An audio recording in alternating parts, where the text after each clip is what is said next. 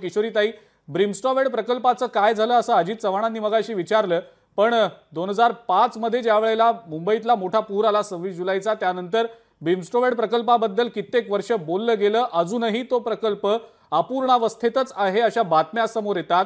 नेमकी या प्रकल्पाची काय एकंदरीत अपडेट तुमच्याकडे, म्हणजे आता भरपूर वर्ष झाली तुम्ही महापौरपद सोडल्यानंतर, पण तुम्ही बारकाईने या सगळ्याच्या अभ्यासामध्ये असता, त्यामुळे म्हणून तुम्हाला प्रश्न विचारावासा वाटतो की काय नेमकं ब्रिमस्टॉवेड प्रकल्पाच्या कार्यान्वित होण्यानं मुंबईमध्ये घडू शकतं? 17 सेंटर करायचं ब्रिमस्टॉडचं नक्की झालं, बरोबर। 17 मधली 13 पूर्ण झाली, 14, 15, 16, 17 ही 4 सेंटर ऍक्वायर जागा ऍक्वायर करण्याच्या याच्यामध्ये आजही प्रोसेस मध्ये आहेत। ज्या वेळेला मी 7 मार्च 2022 ला मी जेव्हा महापौर पदचा आमचा टर्म संपला, त्याच्या 2 काय म्हणजे मार्च मध्ये त्याची ऍक्वायर करण्याची प्रोसेस पूर्ण होत आली होती। आता त्याच्यानंतर प्रशासक बसला, सगळ्यांना ह्या लोकांनी ताब्यात घेतलं।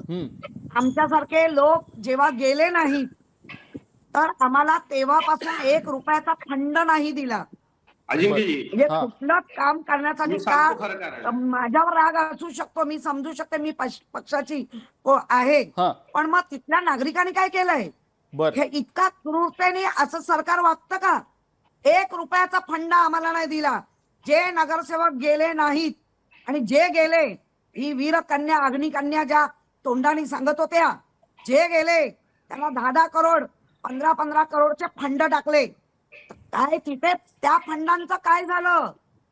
त्या फंडांचं काय झालं? तिथे कामं केली का? सोन्याचे रस्ते केले का? हे कोणीच विचारत नाहीये। आम्हाला 22 ला नाही दिला, 23 ला नाही दिला, 24 ला नाही दिला, आता 25 चालू आहे। पण किशोरीताई, जर फंड दिला असता तर हा प्रश्न सुटला असता का लगेचच?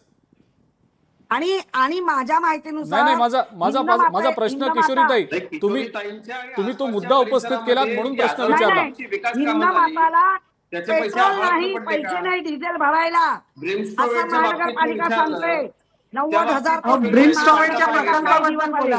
मला ताईंवर व्यक्तिगत आरोप करायचा नाही, परंतु ज्यांच्याकडे सत्ता होती त्या ठाकरे परिवाराचे सगळे लाडके कंत्राटदार, मग ते कचऱ्याचे असतील, त्या लोकांचे आणि मुंबईकर सतत बोलत राहिला।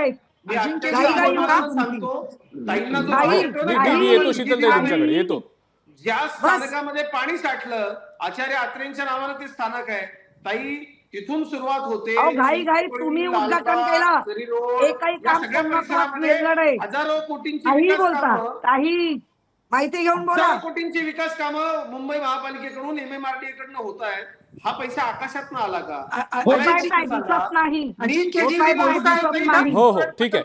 शीतलताई आपण बोला। अजितजी मी येतो आपल्याकडे। मला वाटतं फंडाबद्दल अजितजी मी येतो आपल्याकडे। शीतलताईंचा मुद्दा झाला की मी येतो आपल्याकडे। करता नाही आला, ठीक आहे, मी याचं उत्तर घेईन किशोरीताईंकडनं घेईन। ब्रिमस्टॉवेड प्रकल्प सांगितला होता मुंबई बुडणार नाही, मला असं वाटलं माझा बाळ तरी सुरक्षित प्रवास करेल, माझं बाळ तिसरीला आहे आता, तरी 25 वर्षात तुम्हाला ते करता आलं नाही। दुसरं मातोश्री मात्र उभं राहिलं। हा ठाकरेंना लोकांनी विचारला पाहिजे। आज सगळ्यांचे बंगले उभे राहिले, सगळ्यांचे बंगले उभे राहिले। मागच्या वर्षी लोकांच्या मनामध्ये असंतोष निर्माण केला, त्याच प्रत्येक गोष्ट दरवर्षी नवीन पावसामध्ये मुंबईमध्ये लोकांना निदान तिचा अनुभव तर येऊ द्या।